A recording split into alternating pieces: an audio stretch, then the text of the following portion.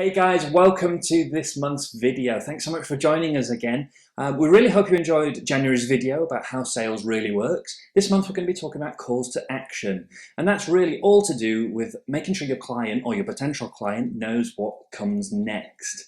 As ever, SJ's got a fantastic story. I have no idea where she gets them all from.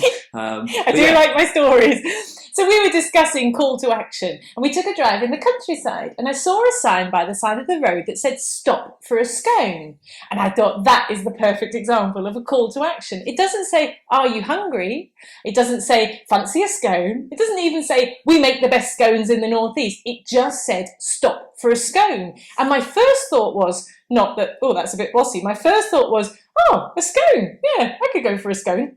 I don't even like scones. And that's the power of a call to action. It helps people be decisive. So let's think about the application of these calls to action and zoom in on our booking process. So thinking about your emails, your client meetings, and perhaps even your website, it's really important that we don't be apologetic in the things that we say. Saying things like perhaps you'd be interested in, or maybe you might like, or even worse, waiting until the client brings up how to book. Now we need to take charge. We know what happens next, so we need to be decisive. Saying things instead like, the next step is getting you guys booked in. Let's get that started right now. It's known as the assumptive close in business circles, and the assumption is that you definitely want to book. And that may not be true, we don't know, but the point is that we, from our own selves, think they do want to book. We don't do the usual photographer-artist thing where we belittle our own work. We just assume that they do want to book.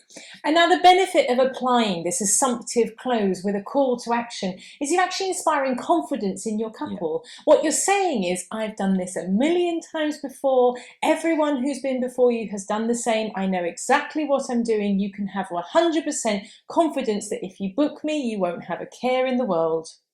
So the applications are endless. Think about things even like your blog posts. What do you say at the end of those? Do you direct people to go and like your Facebook page, or even direct them to get in touch with you straight away? It's really important that we think about where these calls to actions go. It helps people feel confident in us, and it helps us be decisive and make the client decisive as well.